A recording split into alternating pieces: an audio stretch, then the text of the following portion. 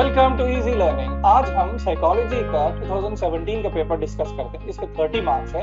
Actually question paper में किस type के क्वेश्चंस आते हैं और नेक्स्ट इस बार जो है कैसे क्वेश्चन आ सकते हैं, let us discuss in detail. देखिए, टेट में फर्स्ट है अपने को paper second, child development and pedagogy. ये जो पेपर है 2017 का है, इसके क्वेश्चंस हम डिस्कस करते हैं। First question है, an infant holds a toy initially using his palm. As he grows, holds it with fingers.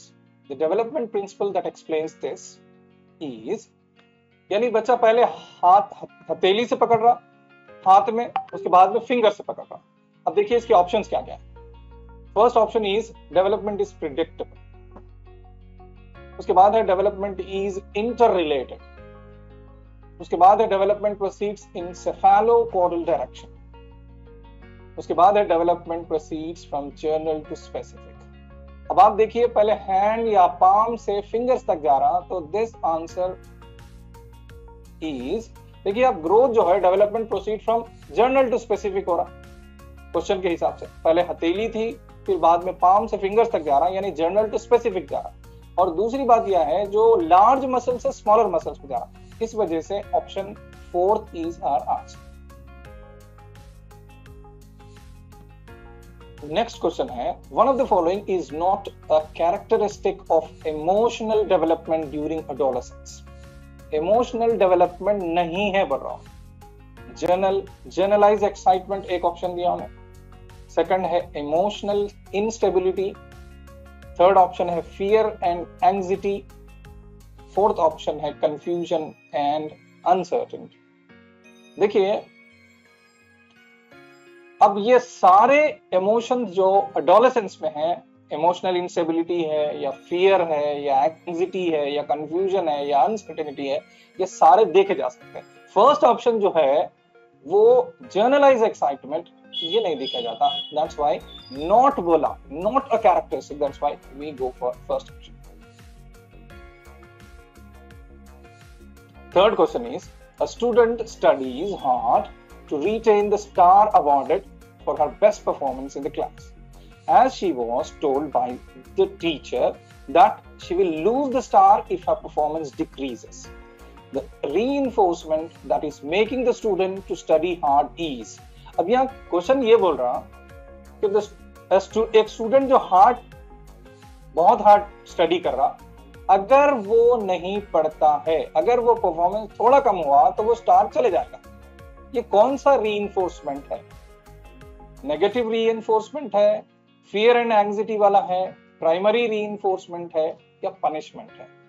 सीधी सीधी बात है, ये नेगेटिव रीइंफोर्समेंट है। क्योंकि पॉजिटिव इन्फोर्समेंट होता जब जो है कोई भी एक डेजिग्नेटेड टास्क दिए आपको, तो आपको वो फलाना प्रेस मिल रहा। नेगेटिव रीइंफोर्समेंट ये है कि आपका स्टार मिला था वो निकाल कर। पनिशमेंट जो है, अगर किसी पे गुस्सा कर रहे हैं, क्या कर रहे हैं, ऐसा क्यों कर दिए, मिसबिहेव कर रहे हैं, एलिंग कर रहे हैं, तो ये जो है ये पनिशमेंट के नीचे आता।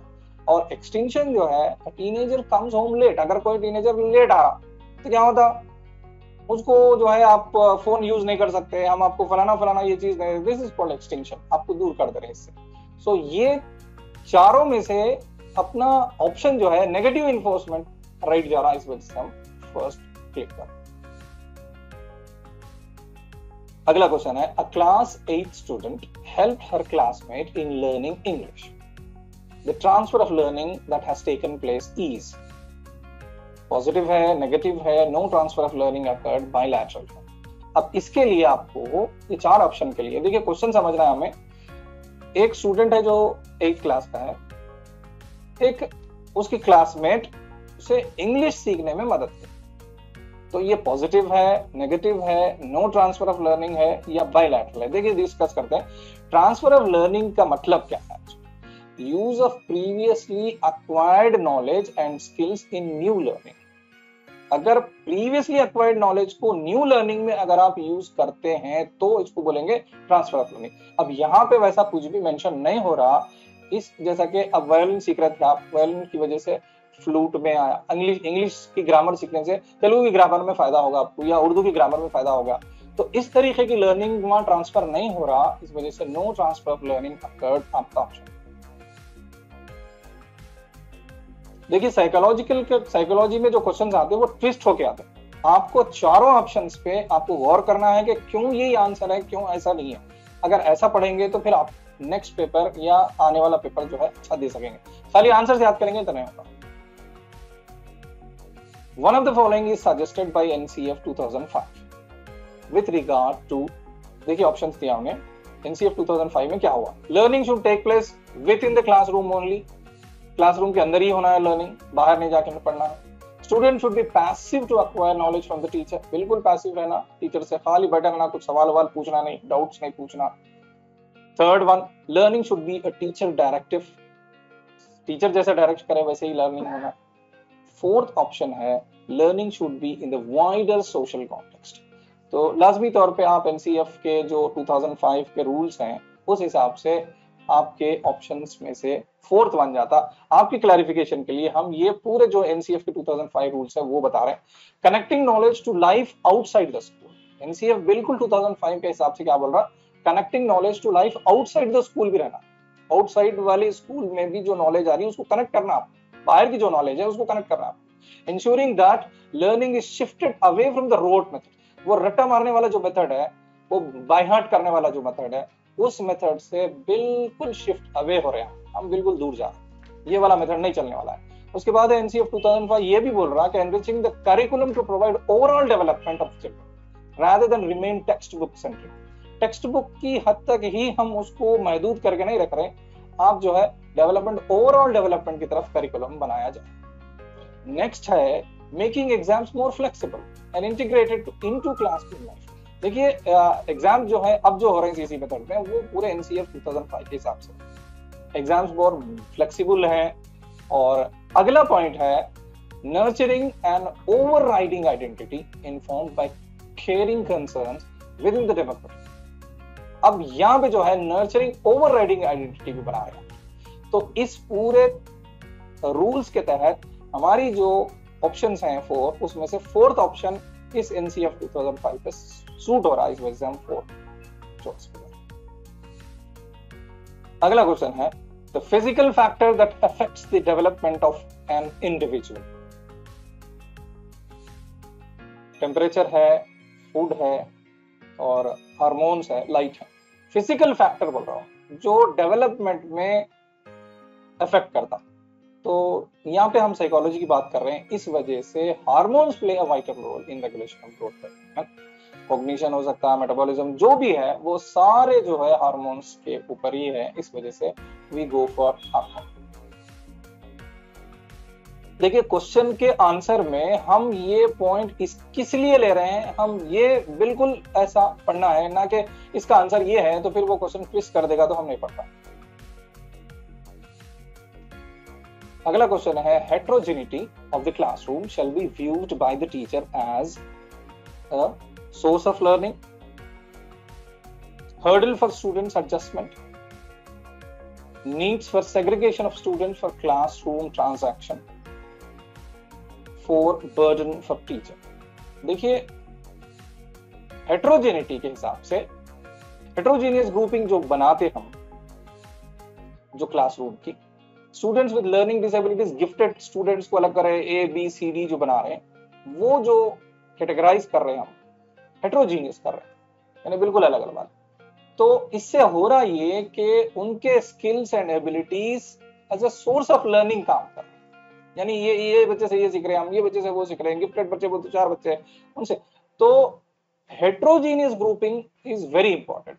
यहाँ पे क्या कर रहे हैं हम, हर्डल नहीं बन रहे लोग, या नीड फॉर सेग्रीगेशन भी नहीं बन रहा, या बर्डन फॉर टीचर भी नहीं है, यहाँ सोर्स ऑफ लर्निंग है। जो गिफ्टेड स्टूडेंट्स हैं, अच्छा पढ़ने वाले बच्चे हैं, इंटेलिजेंट बच्चे हैं, ये सारे नमूने के बच्चे रहने से that's a source of learning, उनसे भी कुछ सीख सकते हैं लोग। तो दिस इज फर्स्ट ऑप्शन। अगला क्वेश्चन है a student of class 5 frequently exhibits temper tantrum. This indicates that the child has problem relating to this domain. यहाँ पे 5th क्लास का स्टूडेंट है जो टेम्पर यानी उसको गुस्सा आ जा रहा, नाराज हो जा रहा, वो इससे क्या इंडिकेट हो रहा प्रॉब्लम? देखिए ऑप्शन है कॉग्निटिव है, या कोनेटिव है, या अफेक्टिव है, या साइकोमोटर। अब ये चारों ऑप्शंस के ऊपर आपको अवेयरनेस रहना है और चारों ऑप्शन का डेफिनेशन और एग्जांपल आपको याद रहना, तब कहीं जाके आप एग्जैक्टली, ठीक है, ब्लाइंडली इसका आंसर ये है ऐसे नहीं याद करना है। देखो ब्लूमस्टॉक-टैक्सोनॉमी के हिसाब से 1956 में जो बना था, इसमें 3 डोमेन्स बने। एक है कॉग्निटिव, कॉग्निटिव का मतलब है नॉलेज वाले या मेंटल स्किल्स। अब कोनेटिव का मतलब है the ability to make sound decision and act accordingly. ये है ability to make sound decision. Sound decision वाला अगर कोई बात है तो वो कोनेटिव है, अगर दिमाग वाली बात है, नॉलेज वाली बात है तो वो कॉग्निटिव है। अब यहाँ पे उन क्या बोल रहा, student of 5th class temper बोला। टेम्पर का मतलब है इमोशनल बात है, अफेक्टिव ग्रोथ इन फीलिंग्स और emotional areas, this is called attitude, और emotional, this is called affective. और अगर ये बात दूसरी साइकोमोटर वाली रहती तो मैनुअल या फिजिकल स्किल्स की बात रहती तो उसको बोलते थे हम साइकोमोटर। यानी ये चारों ऑप्शंस के आपको मालूमात रहना, तब कहीं जाके आप दे सकते, वरना इसका आंसर ये है। फिर अगर आप अफेक्टिव याद कर ले जाएंगे, फिर वहां जाके अरे साइकोलॉजी में कर ही नहीं पाया, तो वैसा नहीं होगा। आप जब भी कोई ऑप्शन पढ़ रहे हैं, जब भी क्वेश्चन पेपर 2017 का हो या और कौन से भी ईयर का या बुक में पढ़ रहे हैं, तो वो चारों ऑप्शन के आपको डेफिनेशंस और एग्जांपल्स और बिल्कुल अच्छी तरीके से समझ होना जरूरी है, तब कहीं जाके आप अच्छा स्कोर कर पाए। चलिए अगला क्वेश्चन करते हैं। A student who has not studied properly to cover his faults blames the teacher, saying that the teacher has not taught properly. An example of this defense mechanism is, देखिए एक student सही नहीं पढ़ा, उसकी गलतियां छुपाने के वास्ते टीचर अच्छा नहीं पढ़ाया बोल दे रहा। ये क्या है? प्रोजेक्शन है, रेशनलाइजेशन है, कंपनसेशन है, या आइडेंटिफिकेशन? अब देखिए ये चारों के मीनिंग्स मालूम रहना है। What is projection, what is rationalisation, what is compensation, what is identification? चलिए देखते हैं। देखिए डिस्प्लेसमेंट किसको बोलते हैं? डिस्प्लेसमेंट, देखिए taking feelings out on others, ये डिस्प्लेसमेंट है, यानी दूसरों के ऊपर फीलिंग्स निकालना। अपना गुस्सा दूसरों पे, बॉस का गुस्सा आके स्पाउस पे निकाल रहे हैं आप। डिनायल का मतलब है अब वो है मगर डिनाई नहीं करते। फॉर एग्जाम्पल मैं भाई 10 चाय पीते जी, मैं तो भी 2 तो पीता हूँ, दिस इज कॉल्ड डिनाई। हम डिनाई कर रहे हैं कि वो एग्जिस्ट करती है, मुझे चाय पीने की आदत है, ये डिनाई कर रहे हैं, दिस इज कॉल्ड डिनायल। उसके बाद है रिप्रेशन। देखिए अनकॉन्शियसली कोई चीज आप इंफॉर्मेशन को आप अपने कॉन्शियस माइंड में रख रहे, तो this is called repression, unconsciously. अगर आप कॉन्शियसली रख रहे, देखिए कॉन्शियसली रखे तो सप्रेशन है, सोच समझ के। कॉन्शियसली अगर कोई रख रहे अनप्लेजेंट, कुछ भी जो है फलाना शख्स मुझे गालियां दे दिया था, या थप्पड़ मारा था, या और कुछ बुरा बोला था, या कुछ ऐसा हादसा हो गया था, वो अगर अनकॉन्शियसली आपके दिमाग में है तो वो रिप्रेशन है, कॉन्शियसली है तो ये जो है सप्रेशन। थोड़ा सा फर्क है। और उसके बाद है सब्लिमेशन। देखिए सब्लिमेशन जो है converting unacceptable impulses into more acceptable outputs. या देखिए अनएक्सेप्टेबल है उसको, जैसे कि मिसाल के तौर पे मेरी स्पाउस से कुछ नाइतफाकी हो गई, कुछ बहस हो गई, मगर बजाय लड़ने के मैं जो चलो भाई अपन वॉकिंग पे चलते हैं, तो इस तरीके दिस इज कॉल्ड सब्लिमेशन। यानी आप उसको एक्सेप्टेबल में ले लेके आ रहे हैं, एक्चुअली वो अनएक्सेप्टेबल है, दिस इज कॉल्ड सब्लिमेशन। उसके बाद है प्रोजेक्शन। देखिए प्रोजेक्शन में होता ये कि असाइनिंग योर अनएक्सेप्टेबल फीलिंग्स और क्वालिटीज टू अदर्स।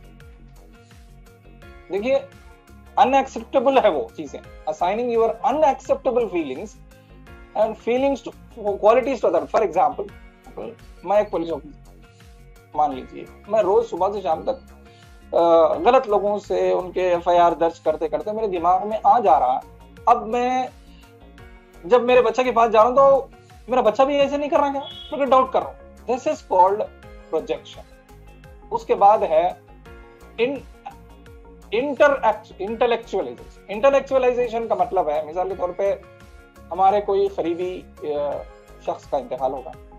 अब बजाय मैं अफसोस या गम करने के, रोने के बजाय फिर मैं वैसी सिचुएशन में क्या करूं, कौन कौन रो रहे हैं, रो मत, क्या है रोना, रोना गलत बात है, बल्कि सीरियसली जो है आप उसको इंटेलेक्चुअलाइज बिल्कुल एक जो है सीरियस फलाना हदीस में है वैसा नहीं करना चाहिए, ऐसे जो कुछ बिहेवियर जो उसको क्लिनिकल वे, जैसा कि डॉक्टर के पास कई लोग मरते हैं तो डॉक्टर थोड़ी रोता वो हर पेशेंट के सामने, तो क्लिनिकली हाँ भाई एक्सपायर्ड, तो ऐसी वाली फीलिंग बताना। अगर कोई अपने साथ कुछ ऐसी सिंपल ऐसी हो गया तो दैट इज कॉल्ड इंटेलेक्चुअलाइजेशन। ये अगर फीलिंग है तो वो ऑप्शन अगर है तो उसमें से चुनना है। या अगला है रेशनलाइजेशन। अब हमारा ऑप्शन ये आ रहा है, जस्टिफाइंग एन अनएक्सेप्टेबल फीलिंग और बिहेवियर विथ लॉजिक। हम लॉजिक से हम क्या कर रहे हैं, जस्टिफाई कर रहे हैं। क्या कर रहे हैं, भाई मेरे को मार्क्स कम क्यों आए, बता वो टीचर अच्छा नहीं पढ़ा, डाल दिया। तो दिस इज कॉल्ड रेशनलाइजेशन, जो हमारा ऑप्शन 2 है। रिग्रेशन का मतलब है रिवर्टिंग टू अर्लियर बिहेवियर्स।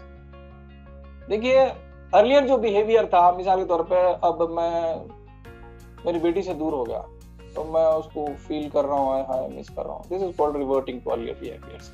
या बचपन में जाके मैं बचपन में जैसा टेडी बेयर को ले लेके इसको जा रहा हूँ, तो दिस इज कॉल्ड रिग्रेशन। और है reaction, replacing an unwanted impulse with its opposite। अब मेरे साथ बुरा तो हुआ, अब मिसाल के तौर पर मेरी एक दोस्त से लड़ाई हुई, अच्छा हुआ, अच्छा नहीं था, खामखा जो है उसको ऑपोजिट के साथ बोल देके उसको रिप्लेस कर दे। सो ये सारे ऑप्शंस अगर आपको याद है, अगर आप समझे हुए हैं, तो इसमें से कोई 4 दे सकता हूं, इस पे क्वेश्चन बन जाता। तो अब यहाँ क्योंकि रेशनलाइजेशन है, स्टूडेंट पढ़ रहा सही नहीं मगर टीचर पर डाल दे रहा, blame teachers, this is called rationalisation. अगला है students of 5th class. Students of 5th class, not one student. देखिए क्वेश्चन थोड़ा सा ट्विस्ट करना ही काम है इन लोगों का। could not understand the lesson as it was not organized sequentially। देखिए स्टूडेंट जो है 5th क्लास के कोई नहीं पढ़ पा रहे क्योंकि वहां पे ऑर्गेनाइज सही नहीं था, क्योंकि वहां की क्लास अच्छी नहीं थी। The factor of learning that affected the understanding of the student is, ये कौन सा फैक्टर है जिससे अफेक्ट हुए? नंबर 1 पर्सनल है, एनवायरमेंटल है, मगर माहौल अच्छा नहीं है क्लास का, पर्सनल एनवायरमेंटल है, अदर पर्सनल और एनवायरमेंटल। अब यहाँ पे समझ में आ रहा स्टूडेंट्स ऑफ क्लास 5th बोल रहा, इस वजह से पूरा एनवायरमेंट खराब। देखिए एक तो अब ये सारे पॉइंट्स आपको डिस्कस करने हैं। देखिए मोटिवेशन एंड एंगेजमेंट है, या प्रियर नॉलेज एंड एक्सपीरियंस है, लर्निंग एनवायरनमेंट खराब है, टीचिंग मेथड एंड स्ट्रेटजीज खराब है, या कॉग्निटिव एबिलिटीज है, या इमोशनल मेंटल हेल्थ है, या सोशियो इकोनॉमिक बैकग्राउंड है, या सोशल इंटरेक्शंस। ये सारे अगर इसमें से मैच करके देखना है आपको कौन सा है, learning environment, yes that is one. Second, उसके बाद है अकॉर्डिंग टू पियाजे theory, a child attributing life to inanimate object is called, क्या बोलते हैं उसको, इनएनिमेट करना है ऑब्जेक्ट को, a child attributes life to inanimate object, inanimate object को लाइफ से एट्रीब्यूट करना। अब देखिए यहाँ पे देखिए नंबर 1 ऑप्शन है ऑब्जेक्ट परमानेंस, सेकंड है एनिमिज्म, थर्ड है ऑर्गेनाइजेशन, फोर्थ है रिवर्सिबिलिटी। ये चारों के डेफिनेशन आपको अच्छी तरीके से आते हो तो फिर आप ये आंसर सही दे सकते। देखिए अंदाजे पे देना अलग है, समझ के देना अलग। आप जो भी पढ़ रहे हैं ना वो समझ के पढ़िए, 1-2 पेपर भी पढ़ लिए ना तो आपको थोड़ा सा कॉन्फिडेंस आ जाता है कि हाँ मुझे भी, फिर रिकॉल कर रहे हैं आप। देखिए ऑब्जेक्ट परमानेंस क्या है, ऑब्जेक्ट परमानेंस का मतलब है an object or person still exist even when they are hidden and you can't see or hear them. देखिए एक ऑब्जेक्ट है, कोई भी चीज या आदमी, वहां स्टिल एग्जिस्ट, वहां भी एग्जिस्ट कर रहा है, इवन दे आर वहां हिडन, वहां नहीं है, वहां देख भी नहीं सक रहे, आप सुन भी नहीं सक रहे, फिर भी आप उसको फील कर रहे हैं, it is called object permanence. उसके बाद है animism, inanimate objects are capable of actions and have life like qualities, stars twinkle in the sky because they are happy. हम ये समझ रहे हैं भाई वो स्टार्स क्यों चमक रहे हैं, नहीं नहीं अल्लाह जरा हैप्पी रहने से चमक रहे।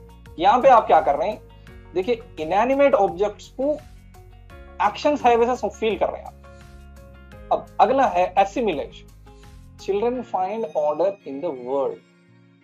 देखिए ऑर्डर में आ रहे हैं, जैसा कि computer program learns another language. देखिए अब सी सीख लिए तो उसमें जावा भी आ गया, this is called assimilation. Reversibility का मतलब है चाइल्ड लर्न्स, देखिए 2 + 3 = 5, देखिए 2 में 3 मिलाए तो 5 आ रहा, अच्छा 5 में से 2 निकाल दिए या 3 निकाले तो भी अच्छा 2 आता ना, अच्छा 5 - 3 = 2 या 5 - 2 = 3, ऐसा जो कर रहे हैं इसको बोलते हैं रिवर्सिबिलिटी। अब यहाँ पे पियाजी के हिसाब से अब आपका है ये क्या कर रहा है, देखिए अब अकॉर्डिंग टू पियाजी a child attributing life to inanimate objects, inanimate objects को आप कर रहा तो that is called animation. Inanimate object, देखिए इनएनिमेट ऑब्जेक्ट्स आर कैपेबल, तो इस वजह से ये जो है जीन पियाजे के जितने डेफिनेशंस हैं वो पूरे पढ़ने आए, ये पढ़ेंगे तो अगला क्वेश्चन नेक्स्ट जब ये साल आएगा तो क्वेश्चन इनमें से कोई एक आ सकता है, सिमुलेशन पे आ सकता, रिवर्सिबिलिटी पे आ सकता, या ऑब्जेक्ट परमानेंस पे भी आ सकता। तो आपको ये पूरे जीन पियाजे की पूरी थ्योरी पढ़ना है। तो जो क्वेश्चंस कवर हो रहे हैं इसका मतलब है ये पॉइंट्स और ये थ्योरीज इंपॉर्टेंट है, इस तरीके से पढ़ना। अगला क्वेश्चन है, देखिए identify the correct statement of the following. यहाँ स्टेटमेंट देना, teaching is an interactive process, learning is a passive process. Teaching is a passive process और learning is an interactive process. Both learning, teaching and learning are interactive process और both teaching and passive process. अब simple सी बात है, आपको भी मालूम है, हम भी जानते हैं कि teaching and learning both are interactive process. देखिए अब ये उसी का एडवेंट अमिडन का डेफिनेशन है कि teaching and learning both are interactive process, इस वजह से हम जो है ऑप्शन 3 पे जाएंगे। अगला क्वेश्चन है, if all the high schools are provided with sophisticated educational technology, सारे वो आगे पूरे टेक्नोलॉजी को यूज कर रहे हैं, तो क्या teacher can be replaced totally? One teacher can handle all classes, provision of one teacher for one class is sufficient, teachers cannot be replaced। अब देखिए आप इसके लिए आपके यहाँ पे साइकोलॉजी के हिसाब से technology is merely an augmentation to a teacher। देखिए एक सपोर्ट है ये, it can help the process of learning but it certainly cannot replace the role of the teacher because here are some reasons why AI is unlikely to replace the teacher। देखिए बिल्कुल AI, बिल्कुल artificial intelligence जो है replace नहीं कर सकता, can provide same level. अब देखिए हम वहां पे ना तो वो इमोशनल सपोर्ट दे सकता है एज अ ह्यूमन टीचर, इस वजह से teacher can not be replaced is the proper answer. Next question है, a boy in your class always looks confused and indecisive as a teacher you would। एक बच्चा जो है बिल्कुल कंफ्यूज है, indecisive है, डिसीजन नहीं ले सक रहा, तो आप क्या करते हैं as a teacher? Take decision for him, उसके बजाय आप डिसीजन ले लेते हैं। Tell him to approach elders, नहीं बेटे आप अपने बड़ों से बात करो बोलते हैं। Provide him guidance and take appropriate decision, आप उसको गाइड करते हैं डिसीजन लेने में, या ask him to follow the instructions of the teachers, नहीं जो टीचर्स बोल रहे हैं वो सुनो बोलते। तो यहाँ पे सिंपल एज अ टीचर आप भी बोल सकते हैं कि provide him guidance to take appropriate decision.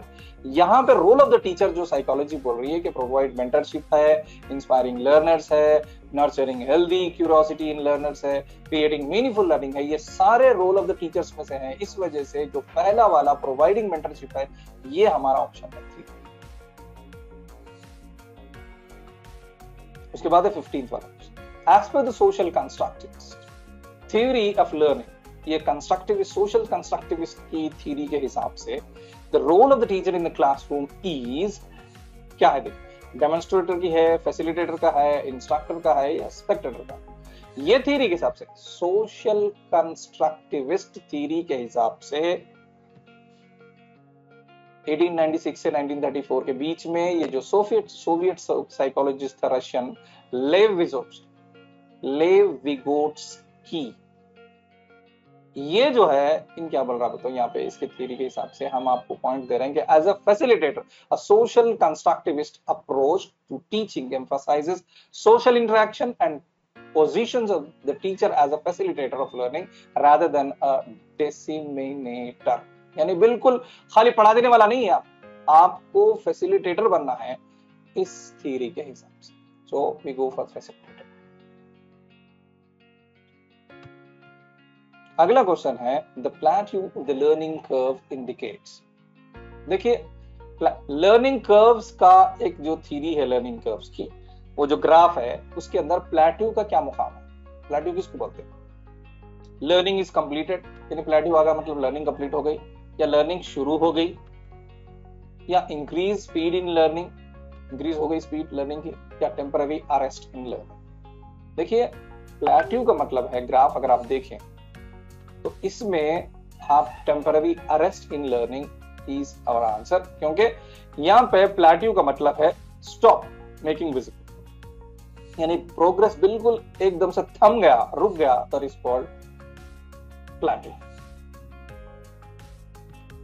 अगला क्वेश्चन है as per Havighurst developmental task, हैविगस्ट एक साइकोलॉजिस्ट है, उसके ऑप्शंस के हिसाब से 1 सोशल एक्सपेक्टेशंस में आता, या लर्निंग इंटरेस्ट में आता, या मेडिकल नॉर्म्स में आता, या एजुकेशनल माइलस्टोन्स है। हैविगस्ट के हिसाब से डेवलपमेंटल टास्क किस में आते? सोशल एक्सपेक्टेशन में आते, लर्निंग में आते, मेडिकल नॉर्म्स में आते। अब ये जो डेवलपमेंट के जो हैविगस्ट के टास्क हैं वो 8 हैं। Accept once body, adopt a masculine और feminine social role, achieve emotional or independence from parents, develop close relationships with peers of the same and opposite gender। देखिए ये सारे प्रेफरेंसेस में prepare for an occupation, prepare for marriage and family life, establish a personal value or ethical system। उसके बाद है last है achieve socially responsible behavior। ये सारे ऑप्शंस हैं, इस वजह से ये ऑप्शन हमारा अचीव सोशली रेस्पॉन्सिबल बिहेवियर इसलिए आ रहा, तो हम जा रहे हैं 1 सोशल एक्सपेक्टेशन, यानी अचीव सोशली रेस्पॉन्सिबल बिहेवियर हमें आना है। इस वजह से इस 8 पॉइंट्स में से हम जो है वो चुन। अगला है 18th वाला, one of the following with regard to learning is. Learning का मतलब क्या है? Emphasis on process and memorisation, emphasis on outcome and job placements, emphasis on success in examination, emphasis on process and outcome। ये चारों में से क्या है? हमारा जोर, हमारा एम्फेसिस, हमारी बिल्कुल तरजीह किस पे है? प्रोसेस और मेमोराइजेशन। मेमोराइजेशन यानी याद करने पे है, या जॉब के ऊपर है, या एग्जाम में कामयाब होने पे है, या आपका प्रोसेस फाइंड आउटकम पे है। अब आपके ये थीरीज के हिसाब से प्रोसेस एंड आउटकम पे हैं, इस वजह से हम जो है 4th ऑप्शन क्लिक करें। 19th one, the stage of cognitive development enumerated by Bruner, which is characterized by child's representation of things and events in terms of non-verbal activities represents। ये ब्रूनर के हिसाब से आप आइकॉनिक रिप्रेजेंटेशन स्टेज में ले रहे हैं, इनएक्टिव रिप्रेजेंटेशन स्टेज है ये, या इंफॉर्मेशन रिप्रेजेंटेशन स्टेज है, या सिंबॉलिक रिप्रेजेंटेशन। ये चारों स्टेज के बारे में ब्रूनर के आपको पता होनी चाहिए। देखिए स्टेज ऑफ कॉग्निटिव डेवलपमेंट बोल रहा है। कॉग्निटिव डेवलपमेंट का मतलब है, देखिए आप देखिए यहाँ पे देखिए इनएक्टिव स्टेज का मतलब क्या है?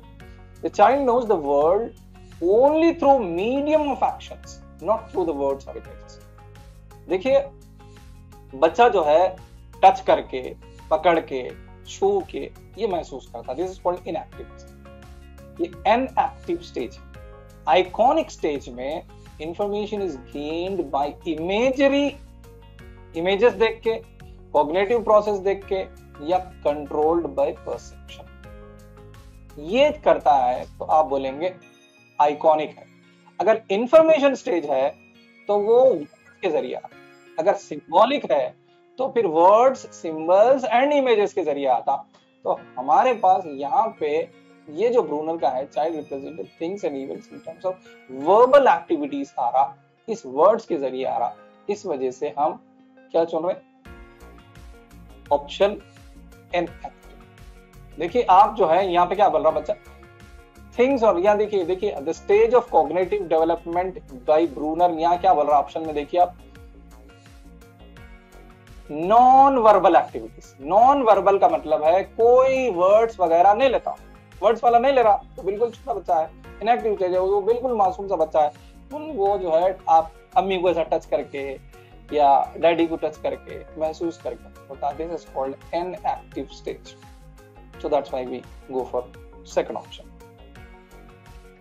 अगला है as per the right of children for free and compulsory education act 2009, RTE Act 2009 जो है वो कौन सी एज है? 3 to 12 है, 5 to 14 है, 4 to 13 है, 6 to 14 है, हम सबको मालूम है 6 to 14 है। तो ये जो एक्ट है वो 2009 का जो एक्ट है जो हम सब फॉलो करते हैं, तो 6 to 14 कंपल्सरी फ्री एजुकेशन, ये सबका हक है। अगला क्वेश्चन है, to learn about agriculture practices a child needs farmers, the resource he uses is. देखिए एक बच्चा एग्रीकल्चर के बारे में मालूमात करने के लिए फार्मर्स से, किसानों से मिल रहा, ये कौन सा यूज है? रिसोर्स, कौन सा रिसोर्स यूज कर? Self, community, home, technology. लाजमी तौर पे आप कम्युनिटी बोलेंगे। देखिए कम्युनिटी बेस्ड लर्निंग में एक स्ट्रेटेजी ये है कि ये जो कम्युनिटी बेस्ड लर्निंग है ये ब्रिज बनाना चाह रही एकेडमिक थ्योरी और रियल वर्ल्ड प्रैक्टिस के बीच, यानी हमारे बुकिश नॉलेज और कम्युनिटी के अंदर की नॉलेज को दोनों को जोड़ने का काम कर रही है ये कम्युनिटी बेस्ड लर्निंग, CBL बोलते हैं। ये जो है रियल वर्ल्ड प्रॉब्लम्स को कम्युनिटी नीड्स या कम्युनिटी के इंटरेस्ट के ऊपर हम पढ़ाना चाह रहे हैं। This type of learning is called community based learning, that's why we go for community. अगला क्वेश्चन है, to conduct a teaching learning activity the teacher has to follow this sequence। देखिए यहाँ पे ये जो है थोड़ा सा टाइम कंज्यूमिंग क्वेश्चन बोल सकते हैं आप इसको। यहाँ पे ऑप्शंस दे रहा हूं मैं, identification of suitable strategies and methods, B is assessment of learners capacities, C is evaluation of learning and replanning, fourth है identification of learning experiences to be provided। अब इसमें आपको चारों ऑर्डर में रखना है। देखिए सीक्वेंस जो बोल रहा, ये जो है सेंट्रल वालों का जो CTET है उसके अंदर इस टाइप के क्वेश्चंस बहुत ज्यादा आ रहे हैं, तो फिर भी जो है यहाँ पे 2017 में एक ही क्वेश्चन आया था। तो आप ये जो ऑर्डर है इसमें यहाँ आपको मैं बता रहा हूँ, देखिए पहले असेसमेंट करते हैं हम, फिर उसके बाद आइडेंटिफिकेशन करते हैं, फिर उसके बाद सूटेबल स्ट्रैटेजी लेते हैं, फिर एवेल्युएशन लेते हैं। इस हिसाब से BDEAC PDAC is our option. यहाँ पे बोल रहा हूँ मैं, इसको आप इस ऑर्डर में लेना है क्योंकि टीचिंग लर्निंग एक्टिविटी के ये सीक्वेंसेस हैं। अगला क्वेश्चन है, ओवर लर्निंग लीड्स टू, बार बार पढ़ रहे हैं, बहुत बार पढ़ने से क्या होता? Increase in proficiency, decrease in learning, decrease in memory, causes disinterest. अब इसमें से क्या होता? जनरली आप जो है अगर आप सोच लिए तो इंक्रीज इन, अगर बार बार पढ़ रहे हैं तो आपकी जो है स्किल बढ़ जाती है, एक्सपर्टाइज हो जाते हैं आप, और आपका जो माइंड का जो स्ट्रेस है, मेंटल एफर्ट जो डालना पड़ता है वो डालना पड़ता है। झट बल्कि आंसर बोल देते हैं, आप देखते आओ ये क्वेश्चन का ये आंसर है। मैं 2-3 बार ये क्वेश्चन पेपर पढ़ लिया, 2-3 बार फिर ये वीडियो में बार-बार देख लिया, तो इट इंक्रीजेस योर प्रोफिशिएंसी। अगला क्वेश्चन है, a headmaster takes decisions all by himself. अब खुद ही ले रहा हूं decision headmaster. This type of leadership को क्या बोलेंगे? लाइसेंस फेयर बोलेंगे या डेमोक्रेटिक बोलेंगे या परमिसिव बोलेंगे या ऑटोक्रेटिक? ये चारों के मीनिंग मालूम होने हैं। देखिए आपके लिए लाइसेंस फेयर का मतलब है लीव अलोन इन फ्रेंच, ये फ्रेंच वर्ड है। The leader of a laissez-faire group takes on a minimal role in the inner function of the group। अब वो ग्रुप के ऊपर बिल्कुल मिनिमम रोल लेता। अब जो भी करना है क्लास टीचर्स कर लेना, फलाना टीचर्स पूरा स्टाफ कर लेना, बिल्कुल मिनिमल रोल रहता उनका। This is called laissez-faire। अगर दूसरे टाइप की लीडरशिप, दूसरे टाइप के हेडमास्टर हैं तो वो करेंगे डेमोक्रेटिक है, तो encourages each type team member. हर टीम मेंबर को एंकरेज करेंगे to participate in decision making by sharing their opinions. भाई हर टीचर मीटिंग बुला रहे हैं, देखिए भाई अब कल ऐसा एग्जाम्स आ रहे हैं, क्या करेंगे, अरे भाई कल एक दिन में प्रोग्रेस कार्ड्स देना है, कैसे करेंगे। ये वाला जो डेमोक्रेटिक हेडमास्टर रहेंगे तो एंकरेजेस ईच टीम मेंबर। उसके बाद permissive, a style of this type of leadership क्या करेंगे, hands off nature, यानी where decision making authority is delegated to employees। देखो भाई आप ही ले लो भाई, मेरे को नहीं, this is called permissive, पर टीचर ही कर लेना, जो भी करना आप लोग ही करना। ऑटोक्रेटिक का मतलब है बिल्कुल मैं बोले सा सुनना, इस टाइप के हेडमास्टर्स। तो यहाँ पे ये बन रहा decisions all by himself question में आ रहा, इस वजह से हमारा ऑप्शन होगा ऑटोक्रेटिक।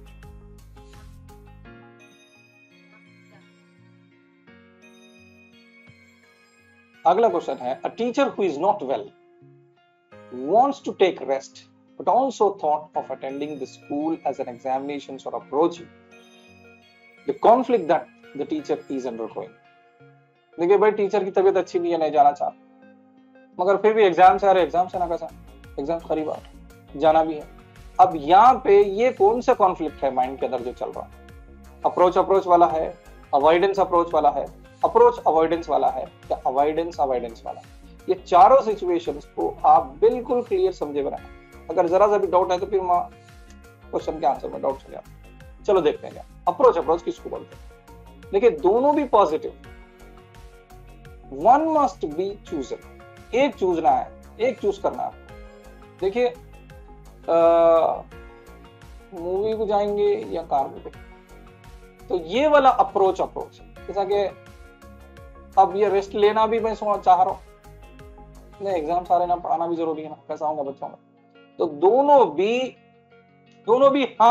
भी मेरी मर्जी के हैं, अब इसमें से चूज करना है, दिस इज कॉल्ड अप्रोच।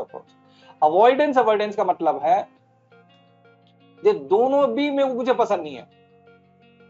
देखिए जैसा कि telling someone an uncomfortable truth, living with a lie.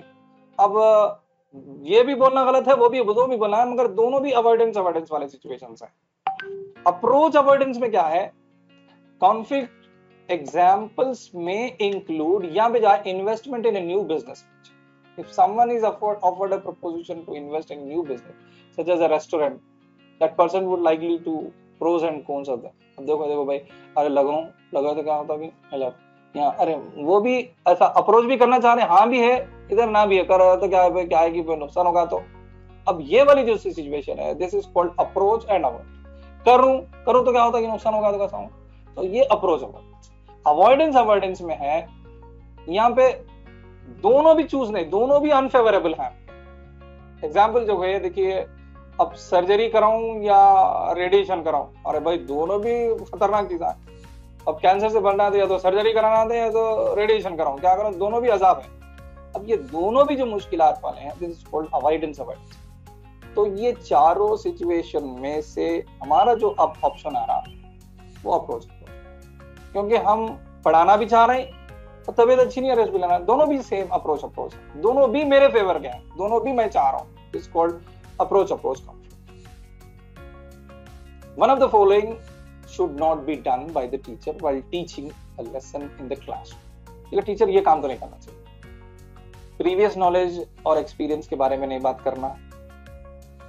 Use of appropriate, बिल्कुल अच्छा मेथड यूज करना, टेक्नोलॉजी जो भी यूज कर रहे हैं आप, प्रोजेक्टर यूज कर रहे हैं या और कुछ भी यूज कर रहे हैं, IFP पैनल यूज कर रहे हैं, कंटिन्यूएशन एंड मोटिवेशन भी कर रहे हैं आप, कंटिन्यू मोटिवेट भी कर रहे हैं बच्चों को।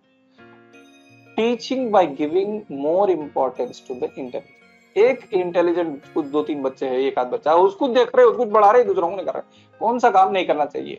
अब सीधी सी बात है, टीचर हैं तो हम बोल ही सकते हैं कि एक पर्टिकुलर ग्रुप को या एक स्टूडेंट को दे देना ये गलत बात है, बाकी आप पूरे जो है बिल्कुल करने वाली चीजें। इस वजह से हम फोर्थ ऑप्शन। उसके बाद है, a teacher has developed a 5-point scale to know the students preferences towards teaching. The tool developed by the teacher is, अब ये पॉइंट स्केल बना दिया ना, देख लेना आप, ऑब्जर्वेशन शीट किसको बोलते हैं, क्वेश्चनर किसको बोलते हैं, चेकलिस्ट किसको बोलते हैं, आपको मालूम है। रेटिंग स्केल यानी स्केल जो है, जो 5 पॉइंट स्केल आती, वो अगर आप अगर बना रहे हैं, देखिए जैसा कि strongly disagree, disagree, neither agree और डिसएग्री, अग्री और स्ट्रांगली अग्री, ये जो ऑप्शंस देके जो क्वेश्चन पेपर बनाते हैं इसको बोलते हैं रेटिंग स्केल। अगर ये वाला लिकर्ट स्केल अगर आप बना रहे हैं साइकोमेट्रिक रेस्पॉन्सेस के पर, तो आपको ये बोलेंगे कि आपका ऑप्शन है रेटिंग स्केल।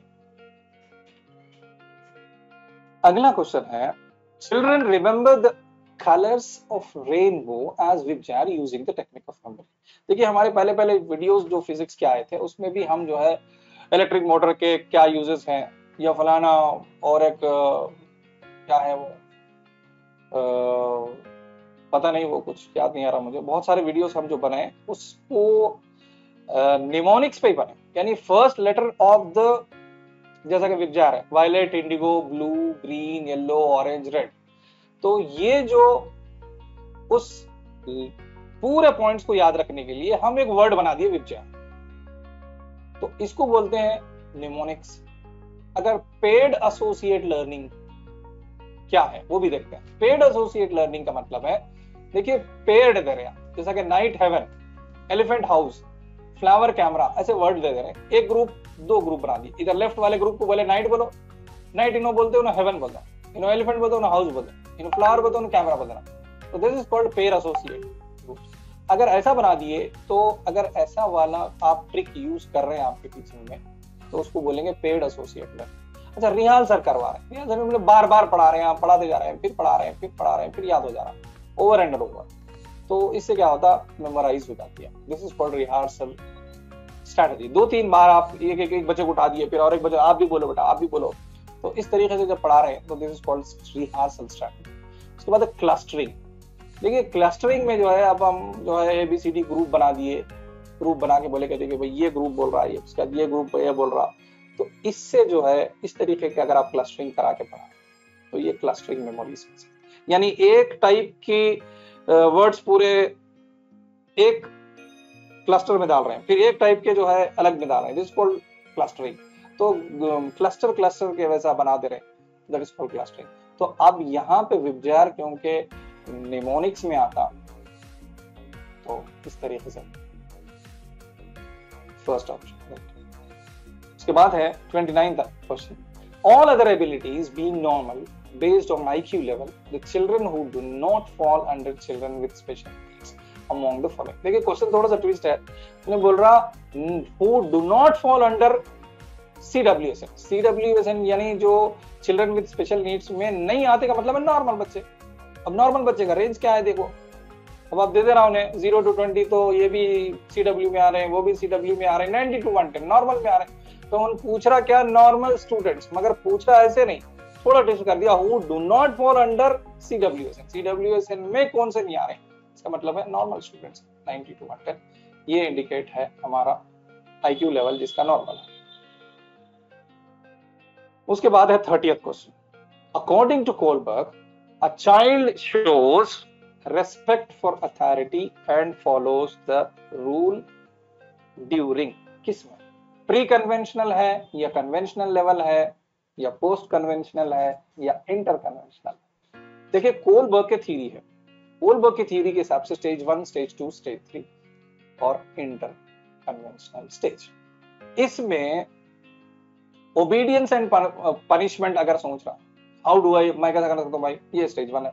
स्टेज 2 जो है इंटरपर्सनल और कंफर्टेबल, देखिए मैं बिल्कुल अरे भाई गुड बॉय गुड गर्ल बिल्कुल हम तो फॉलो करना है, ऐसी वाली फीलिंग है, तो ये स्टेज 2 है।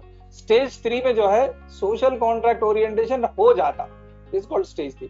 इंटर कन्वेंशनल में क्या होता है, लॉज अरे समझ के नहीं भाई मेरे को भी करना है भाई, ये इक्वालिटी जस्टिस जो है बिल्कुल करना है, ये सोशल कॉन्ट्रैक्ट्स हैं, ये लॉज रिकॉग्नाइज ही इस वजह से है, ऐसे सोचने वाली सिचुएशन का नाम है ये इंटर कन्वेंशनल। ये स्टेजेस हैं ये कोलर के हिसाब से। अब यहाँ पे जो दिया गया according to a child shows respect to authority, authority ये प्री कन्वेंशनल, अथॉरिटी है मैं रेस्पेक्ट कर रहा हूँ, this is called pre conventional level, ये स्टेज लेवल है। तो इस तरीके से हम जो है 30 क्वेश्चंस जो 2017 में साइकोलॉजी के अंडर आए थे ये पूरे पढ़े हम, और इस क्वेश्चन पेपर को एनालाइज करने के बाद हम ये समझ में आया कि हम क्वेश्चन को सिर्फ क्वेश्चन और आंसर ऑप्शन बल्कि नहीं पढ़ना है, बल्कि आपको बिल्कुल पूरी साइकोलॉजी, उसकी थ्योरी क्या है, अच्छा ये कोलबर्ग की है, अच्छा ये पियाजे की है, अच्छा ये ब्लूम्स टैक्सोनॉमी की, ये सारे थ्योरी जो टच हो रहे हैं, इस बार जो मिस हो गया ऑप्शन में से उसके ऊपर क्वेश्चन आ सकता है, ये समझ के पढ़ना है आपको। इस तरीके से अगर हम पढ़ेंगे तो फिर टेट में अच्छे से अच्छे मार्क्स ला सकते हैं। हमारे साथ जुड़े रहिए, हम सारे सब्जेक्ट कवर करेंगे, जब भी टाइम मिल रहा हम आपके साथ। Thank you very much, please subscribe.